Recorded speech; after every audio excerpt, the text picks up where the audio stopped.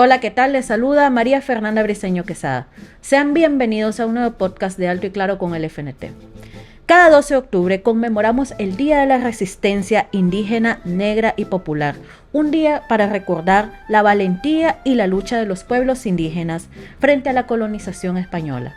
Y para abordar este tema tenemos como invitado al compañero Freddy Franco, historiador y secretario general de la FECDES. Sea bienvenido, compañero Freddy Franco, al podcast Alto y Claro con el FNT. Gracias por invitarnos para reflexionar sobre este tema importante. Quisiera comenzar este podcast con un poco de historia, compañero Freddy Franco. ¿Cuáles fueron las principales causas de la resistencia indígena en Nicaragua? En primer lugar, cuando nosotros hablamos del 12 de octubre como Día de la Resistencia Indígena, Negra y Popular, estamos haciendo referencia a esa resistencia que se generó en nuestro continente frente a la colonización española, que inició precisamente un 12 de octubre de 1492, es decir, hace 533 años. Los españoles, ¿verdad?, comenzaron a imponer su dominación, su conquista de manera violenta, de manera agresiva, y nuestros pueblos indígenas, nuestros pueblos aborígenes, los nativos de estas tierras, los dueños de estas tierras, comenzaron a reaccionar frente a los invasores que vinieron hace 538 años.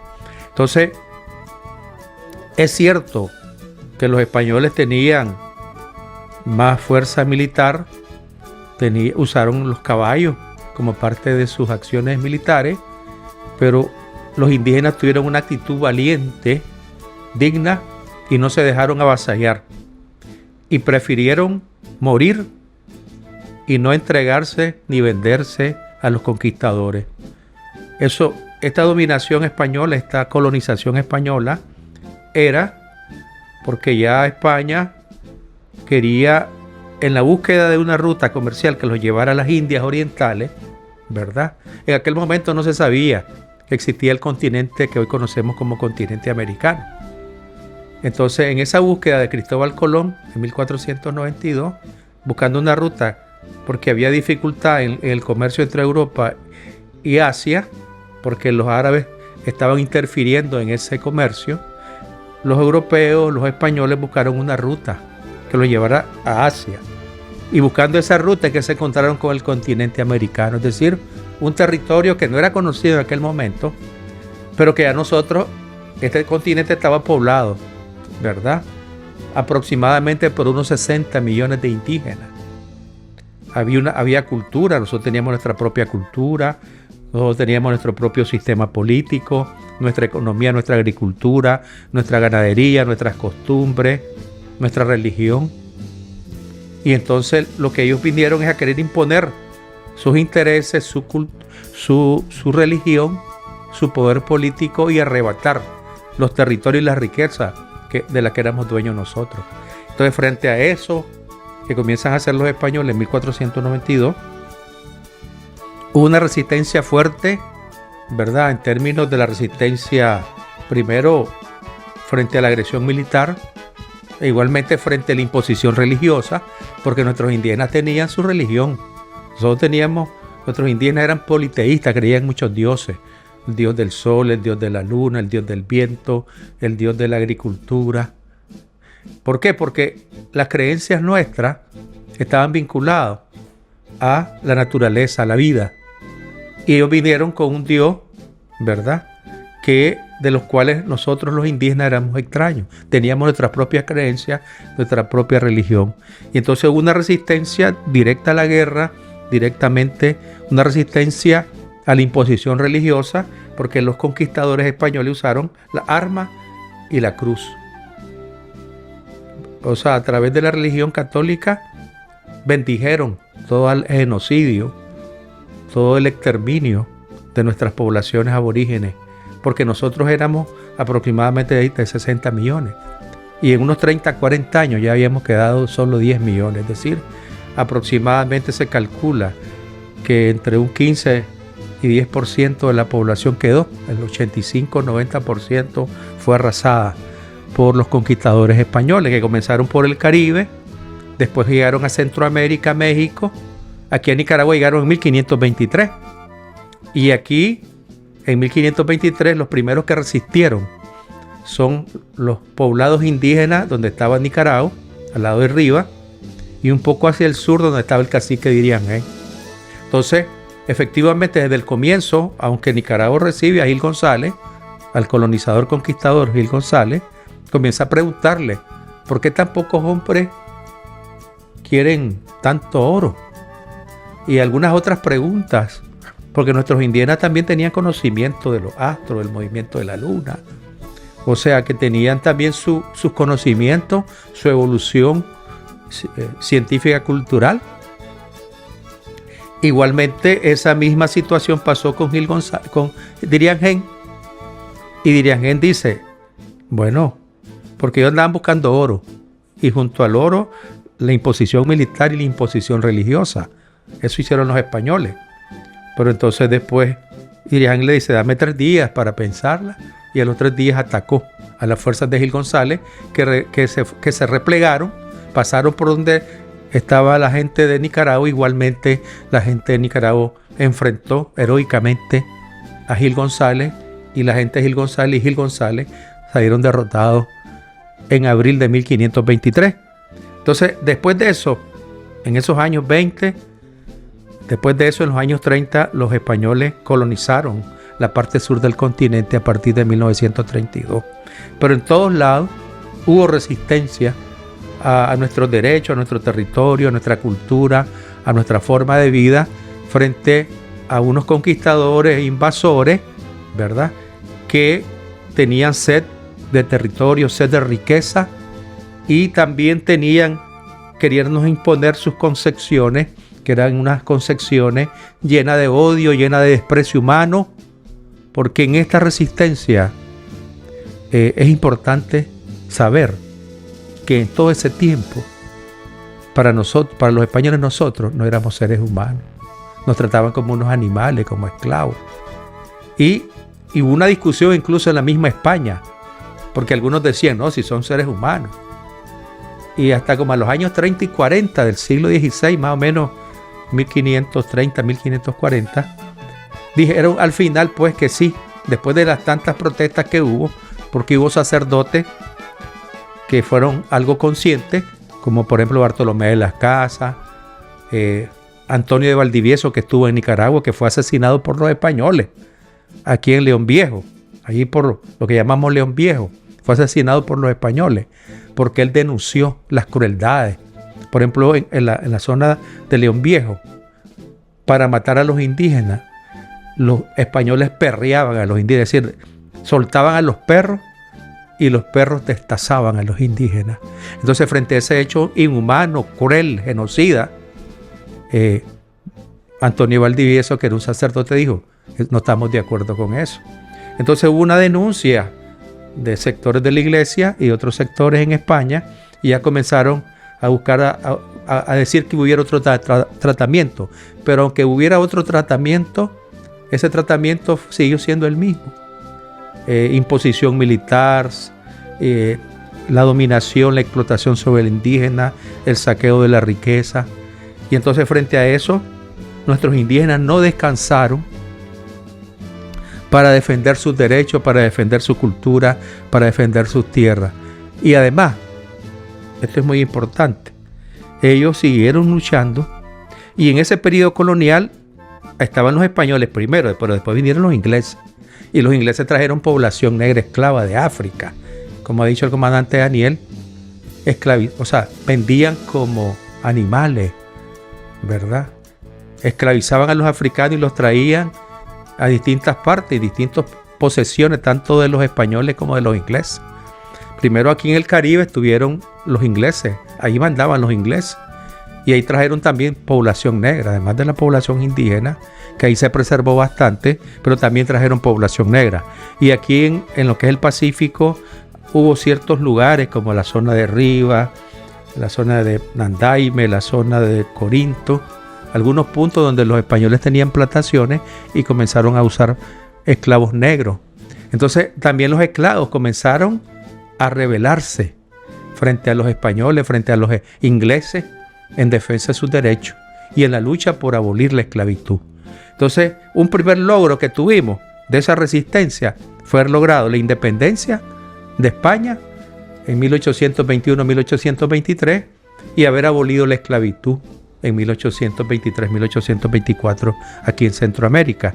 Entonces esa resistencia después vino y siguió contra los que se quedaron en el poder después de la independencia. ¿Quién quedó en el poder en nuestro continente, en estos territorios?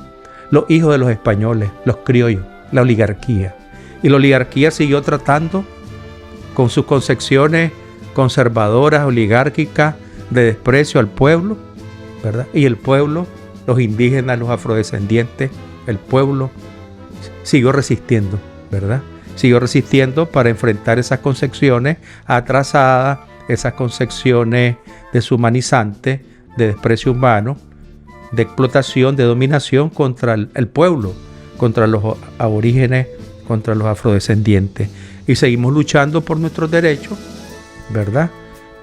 Luego contra la intervención norteamericana, porque primero fue el imperio español, el imperio inglés, y después resistiendo la nueva imposición política y de las ideas de dominación de los norteamericanos. Los derrotamos en San Jacinto. En octubre, hace 113 años, el heroísmo de Celedón enfrentando la agresión, la invasión norteamericana en Nicaragua. Después vino Sandino, que Sandino dijo que teníamos que tener el orgullo de la raza, de ser indígena, ¿verdad? Somos mestizos, pero también nuestra base cultural, nuestra base social es ser indígena. Y esa sangre es digna, es valiente y está presente hoy, como también estuvo presente en la lucha contra la dictadura. La revolución hizo realidad los derechos del pueblo, los derechos de los pueblos originarios, los derechos de los afrodescendientes. Hay un reconocimiento desde aquel momento, cuando triunfó la revolución, a todos los pueblos aborígenes originarios de Nicaragua, a los indígenas, a los afrodescendientes sobre todo, que se concentran en el Caribe nicaragüense. Entonces hoy nosotros debemos sentirnos orgullosos de nuestras raíces, que la hemos conservado por más de 500 años de lucha. Nuestro orgullo de ser chorotega, de ser náhuatl, de ser sutiaba, de ser chontal matagalpa, de ser misquito, de ser mayacna, de ser rama y de otras expresiones, y de ser afrodescendiente, porque igualmente en el Pacífico también tenemos poblaciones de origen afrodescendiente. Entonces la resistencia es contra las agresiones y la dominación colonial primero, y luego contra la dominación neocolonial, es decir, contra la dominación imperialista, y en ese trayecto también contra los que heredaron el poder después del colonialismo, que fueron la oligarquía. Nuestra lucha sigue porque hay oligarcas, porque hay imperialismo, que tienen esas concepciones de dominación, de superioridad, ¿verdad? Es la concepción, como por ejemplo la del nazifascismo, de Hitler, de Mussolini, que es la concepción que tiene Trump. Trump dice que los Estados Unidos es una raza superior y por eso creen que se dan el derecho de reprimir, de matar y de expulsar a los migrantes, a los latinos, a los negros, ¿verdad? Es la concepción que tiene Netanyahu en Israel, que tiene una concepción nazifascista, el sionismo, que comete cada vez más genocidio contra el pueblo palestino. Entonces, estamos en resistencia contra ese sistema capitalista, colonialista, imperialista que comenzó hace 500 años. Y nosotros en Nicaragua estamos en mejor posición porque tenemos una revolución que defiende la soberanía, la independencia, los derechos del pueblo, nuestra identidad nacional, nuestra identidad cultural, y que igualmente a nivel mundial luchamos contra ese sistema imperialista, ¿verdad? Para ir creando una humanidad que reconoce la diversidad cultural, la diversidad étnica, los derechos de los pueblos, los derechos a su soberanía, a su autodeterminación, a la paz y al bienestar de los pueblos en el mundo. Entonces, cuando hablamos de resistencia indígena, negra y popular, es una manera de defender los derechos de los pueblos, sus derechos culturales, sus derechos políticos, sus derechos sociales, sus derechos culturales, pero también para enfrentar a aquellos que promueven una una visión imperialista, una visión de superioridad. Es esa visión que tienen los europeos, los norteamericanos, de considerarse ellos superiores y nosotros inferiores. Ningún ser humano es inferior a nadie. Todos somos iguales en derecho y dignidad.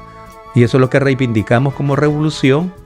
Eso es lo que reivindican muchos pueblos que luchan en el mundo contra el imperialismo, contra las agresiones, contra la explotación y contra la exclusión de los pueblos.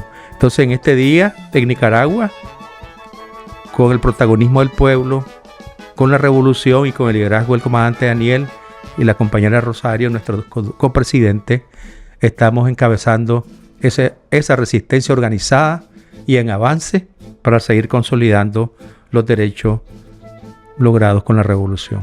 Me gustaría que habláramos sobre los indígenas guerreros más destacados en nuestro país, quiénes fueron y cómo podemos mantener ese legado de lucha y de dignidad. Hay muchos jefes guerreros indígenas. Se destaca, hay 3 destacados en nuestra Constitución que se opusieron con valentía y decisión. Ya sabemos, Nicaragua, Tiriangén, Adiac en León, allá en Sutiaba, León, ¿verdad? Que con valentía y decisión se enfrentó a los españoles. Hay otros en Chinandega, el cacique Gateite, allá en la zona de Masaya, Nindiril, Nequecheri, otro líder indígena muy importante, ¿verdad? Y en la geografía nacional hubo siempre comunidades y sus líderes que, por ejemplo, en el viejo Chinandega también estaba en el pueblo le decían el cacique viejo, porque el viejo Chinandega, el viejo se llama el viejo porque estaba un cacique viejo, ¿verdad? Que era el pueblo de Tezuatega, que así se llamaba el pueblo indígena, ¿no? Tezuatega. Entonces, claro, la resistencia indígena se dio en todos lados. Fue más intensa en el Pacífico porque aquí había más población, desde arriba hasta el viejo, ¿verdad? Managua, todo el Pacífico había bastante concentración de población. Masaya, en la zona de León, en la zona de Chinandega, todo arriba. Ya luego la población en el centro y norte era más dispersa, pero igualmente llegó un poquito más tarde la dominación española, pero igualmente hubo resistencia en Chontales, en Matagalpa. Hubo mucha resistencia de los indígenas Chontal, Matagalpa, ¿verdad? En esos años, como años 30 y 40, que llegaron los españoles por esa zona, pues. Y en la zona de Estelí llegaron antes, pues, en la Segovia, ¿verdad? Hay una zona que se llama, hay una ciudad que fue abandonada por los españoles, Ciudad Antigua. En un primer momento llegaron hasta allá los españoles, pero los españoles entraron por Riva, siguieron, se instalaron en Riva y en León, lo que es León Viejo, cerca de los 2 lagos, ¿verdad? Por fenómenos naturales y otros, desapareció León Viejo y se fueron donde estaba el pueblo de Sutiaba. León se construyó, ¿verdad? Pero después de León siguieron hacia el norte, hacia lo que es Ciudad Antigua, porque ellos querían, de ahí sacaban madera para sacarla por el puerto del Rialejo, puerto que ahora era un puerto que quedaba a donde queda el puerto de Corinto, el que se usaba. Entonces, por el puerto del Rialejo sacaban los productos los españoles, el oro, la madera, ¿verdad? El añil y otros productos que se producían en la época colonial. Entonces, estos líderes indígenas y otros, pues, que no están registrados, pero que sí existieron, digamos, enfrentaron heroicamente a los españoles, a los invasores españoles, con mucha decisión, con mucha valentía y con mucho orgullo de su tierra y de su cultura. ¿Y cómo podemos mantener vivo ese legado, compañero Freddy? Entonces tenemos que promover en la familia, en el sistema educativo, el orgullo de lo nuestro. Nosotros tenemos, por ejemplo, lo que se llama las toponimias indígenas de Nicaragua. Por ejemplo, Nicaragua es un nombre indígena, Managua es un nombre indígena, Masaya, Chinandega, Matagalpa, Chontales. Y tenemos muchos nombres de origen indígena. Entonces, defender nuestra cultura, nuestras tradiciones, nuestros bailes, nuestras comidas, nuestra forma de ser, tener orgullo de lo propio, de lo indígena, de lo afrodescendiente, de lo que somos como pueblo. Entonces tenemos que promover desde la educación, desde la familia, esos alimentos, esos nombres, a esos héroes indígenas que lucharon por nuestra tierra, por nuestra cultura, ¿verdad? Y digamos, seguir haciendo permanente esa cultura. Incluso nosotros los indígenas, éramos muy festivos. Los nicaragüenses somos muy festivos, ¿verdad? Es decir, hacemos muchas actividades colectivas, culturales, de celebración. Así lo hacemos. Adoraban a sus dioses, a sus seres que consideraban superiores.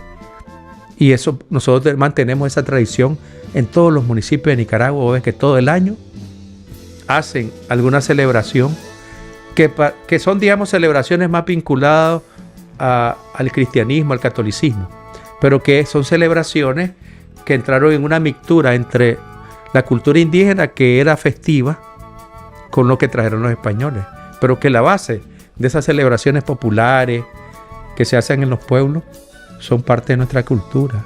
Entonces hay tantas cosas que se mantienen vivas y que nosotros, como parte de nuestra identidad, de nuestro orgullo, debemos preservarla hacia las nuevas generaciones. La comida, los nombres de las cosas, las celebraciones, ¿verdad? Todo eso, ¿verdad? Que debe consolidar esa identidad, ¿verdad? Así como otras naciones tienen su identidad, su historia, así también nosotros, porque eso es lo que nos diferencia de otros, hasta en la forma de hablar, ¿verdad? Hasta en la forma de hablar nosotros tenemos nuestra propia forma, ya eso es nuestro, ¿verdad? Y entonces hay tantas cosas por las cuales sentirnos orgullosos, pero los conquistadores españoles, ellos buscaron la manera de sentir que el indígena era inferior. Y nosotros tenemos que seguir combatiendo el racismo.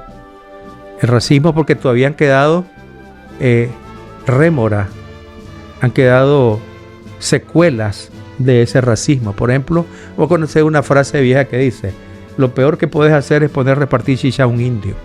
Esa es una frase de los españoles contra los indígenas. Pero yo les digo a los que han dicho esa frase, ¿quién hacía la chicha? Los indígenas. Los mejores repartidores de chicha son los indígenas, ¿verdad? Los que tienen la calidad de su alimento con base a maíz y otras cosas son nuestros indígenas. Entonces hay muchas frases, así hay también frases contra los negros. Ahí antes se usaba mucho, no sé si todavía, no lo he escuchado, pero antes yo me acuerdo que decía: ¡ay, qué bonito el niño! Pero es negrito. Porque para la concepción de los blancos, de los cheles, ser indígena o ser negro es inferior. No, nadie es inferior ni nadie es superior. Todos somos iguales. Entonces tenemos que ir desmontando todas esas frases que son racistas y son discriminatorias. Como decir, vos sos un igualado. A veces decimos esa frase. No, esa es una frase incorrecta, esa es una frase discriminatoria, racista. Todos somos iguales. Nadie es más ni nadie menos. Pero en la concepción colonialista, racista, se pretendieron ubicar a los indígenas y a los negros como inferiores, ¿verdad? Y esa ha sido la lucha por la igualdad social, por el reconocimiento a nuestros derechos como pueblos originarios, como afrodescendientes. Y esto solo ha sido posible con la revolución, y la revolución tiene que consolidar esa identidad, como la ha consolidado para todo el pueblo nicaragüense, como la ha consolidado para los pueblos del Caribe, que muchos hablan todavía su idioma. Y hay programas, hay un reconocimiento en la Constitución, en las leyes, en el sistema educativo. Estos pueblos originarios y afrodescendientes tienen derecho a que se les eduque en sus propias lenguas, que se usen materiales, conferencias, e igualmente a usar oficialmente. En Nicaragua, además del español, son idioma oficial allá el rama, el mayagna, el miskito y el criol. El criol es el inglés criollo que hablan los negros. Ese es un reconocimiento que da la Constitución y que ha quedado muy consolidado en la última reforma a la Constitución. Entonces tenemos mucho que que cuidar, que preservar como parte del orgullo de nuestra cultura y de nuestra historia. Me gustaría que nos explicara a todos nuestros compañeros y compañeras que nos sintonizan a través del podcast Alto y Claro con el FNT, cuándo se declaró el 12 de octubre como Día de la Resistencia Indígena, Negra y Popular. Entonces, mira, este concepto del 12 de octubre, antes y hasta hace poco, y incluso algunos países todavía, lo llaman el Día de la Raza. Pero ese Día de la Raza era la raza española. Entonces se promovía en los colegios y en otros espacios, como decir, cuando celebramos el Día de la Raza, era celebrar, enaltecer a los cheles que te vinieron a esclavizar y a matar. Entonces, pero como poco a poco los pueblos han ido luchando, han ido logrando avances, en el marco del 5º centenario de la llegada de los españoles a América, de la invasión española a América, fue en 1492. Entonces, en 1992 hubo una campaña fuerte para definir el 12 de octubre como Día de la Resistencia Negra, Indígena y Popular. Es decir, de 1992 a la fecha tenemos aproximadamente como 33 años. Entonces, en 1992, en el marco del 5º centenario, se definió el 12 de octubre no como el Día de la Raza, no como el Día de la Hispanidad, es como el Día de la Resistencia Indígena, Negra y Popular. Es decir, los indígenas, los negros, el pueblo se opuso a esa invasión, a esa agresión, a esa imposición, al genocidio, a toda esa cultura que trajeron de ahí, que nosotros teníamos nuestra propia cultura. Entonces, sobre todo ya con fuerza desde 1992, se está usando con fuerza, ya es reconocido a nivel internacional que no es el Día de la Raza, no es el Día de la Hispanidad. No debemos enaltecer a los verdugos de nuestros pueblos, sino la resistencia y la defensa de sus derechos y su dignidad, lo representa el Día de la Resistencia Negra, Indígena y Popular. Celebrar este día no es solamente vestirse de indígena y elaborar comida a base de maíz en los colegios. Creo que significa que hay que educar a los estudiantes sobre la importancia de esta fecha y la relevancia que tienen para las y los nicaragüenses. ¿Qué opina de esto, profesor? Claro. Decíamos que cómo podemos mantener nuestra identidad, el reconocimiento a esa resistencia a través de la educación, a través de la historia, ¿verdad? Tenemos que estudiar la historia, y en la historia está toda esa cómo los pueblos hemos venido avanzando y resistiendo y avanzando, ¿verdad? En todos los componentes que son, porque también es parte de nuestra identidad, nuestros recursos naturales, nuestra forma de ser, nuestra costumbre, nuestra cultura. Todo aquello que es propio y que nosotros tenemos como identidad propia es lo que tenemos que defender en la familia, en la educación. El sistema educativo tiene que fortalecerse en el conocimiento de nuestra cultura, en el conocimiento de nuestra historia, ¿verdad? Igualmente en el reconocimiento a lo que como país hemos venido construyendo, ¿verdad? En las rutas de soberanía, porque ya desde el triunfo de la revolución nosotros en Nicaragua, por ejemplo, hemos venido avanzando en ese reconocimiento, pero en el protagonismo del pueblo, el protagonismo del campesino, de los indígenas, de los trabajadores, de las mujeres, de los jóvenes, ¿verdad? Entonces porque todos tenemos, por muy blanquitos que seamos, tenemos algo de indígena. Puede ser étnicamente, pero en cultura, en identidad, en lenguaje, en forma de ser, en las tradiciones. Todos tenemos algo de indígena. Allá en Cuba los españoles arrasaron con la población indígena y trajeron población negra. Y la población negra era principalmente dos lugares de África, el Congo y Carabalí. Entonces en Cuba se ha venido luchando, por ejemplo, así como luchamos nosotros, contra el racismo. En Cuba, los mismos cubanos que están reconociendo sus derechos, empoderados en sus derechos y en la igualdad social, cuando un blanco se la quiere dar de superior, dice que en Cuba, por muy blanquito que seas o muy mestizo que seas o negro que seas, todos tenemos de Congo y de Carabalí. O sea, como ha habido un mestizaje, ya un cruce, ¿verdad? Nadie es superior a nadie. ¿Por qué? Porque en el periodo colonial, desde aquel momento, se ubicaba que los blancos son los inteligentes, son los cultos, son los superiores, y que los negros, los amarillos y los mestizos somos inferiores. Y eso no es así, porque ningún ser humano es superior a otro. Y lo que tenemos que luchar es porque todos los seres humanos, ¿verdad?, a partir de su dignidad humana, avancen en sus derechos, en el acceso a la salud, a la educación, al trabajo, a su realización como ser humano, ¿verdad? Entonces el color de la piel no te define, no define tu dignidad y tus posibilidades como en desarrollo humano. Y esa es la lucha que tenemos, porque hay muchos países, ¿verdad?, como por ejemplo en el sur, Perú, en Bolivia, ahí hay una oligarquía que se considera superior, rabiosa, excluyente, discriminatoria. Ahí la lucha es más fuerte. Pero aquí igualmente tenemos una oligarquía vendepatria y antipueblo. Y entonces la lucha es colectiva, y en Nicaragua hemos avanzado mucho con la revolución y vamos a seguir avanzando. Me gustaría que nos explicara cómo se llega a reconocer la lucha de nuestros guerreros indígenas en nuestra constitución política. En nuestra constitución política, en el preámbulo de la constitución, se hace pleno, porque eso viene de la revolución de una u otra manera, en la práctica política del Frente Sandinista de la Revolución, pero ya, como esta es una reforma más completa, tanto en los elementos de los derechos, de cómo se organiza el Estado, cómo se defiende la soberanía, pero también es un reconocimiento histórico a todos esos aportes, a esa inclusión de todos nuestros héroes y mártires, a todos los luchadores que en distintas etapas históricas han contribuido a la defensa de nuestro territorio, de nuestra identidad, de nuestra nación, de nuestra patria y de nuestra revolución.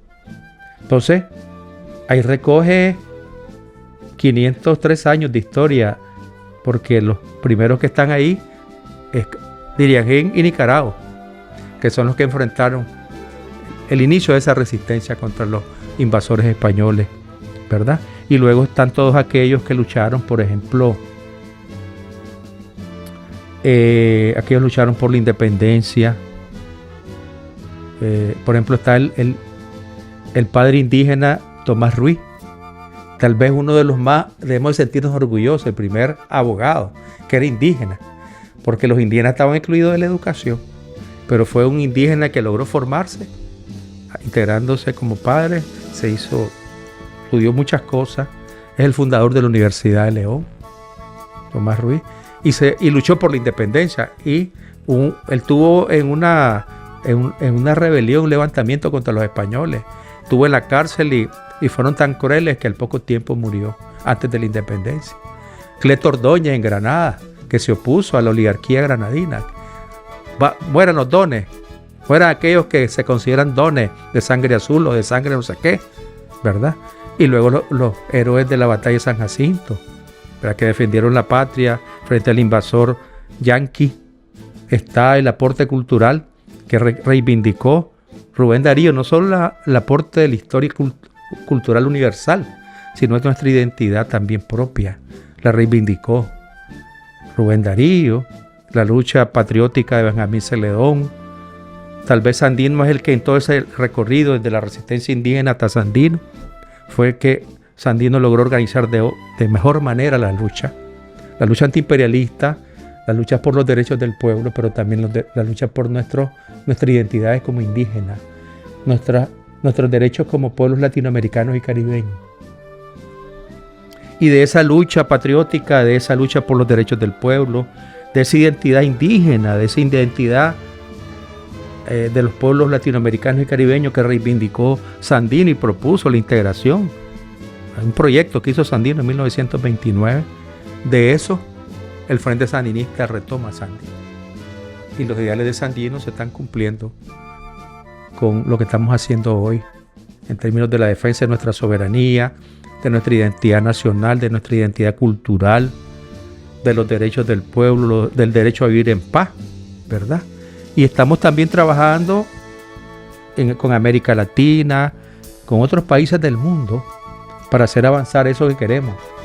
Un mundo diferente, un mundo multipolar, que es un mundo equitativo de reconocimiento a la soberanía, a los derechos de los pueblos, que hay una cooperación genuina entre las naciones y que todos trabajemos por la paz y por el bienestar de la humanidad.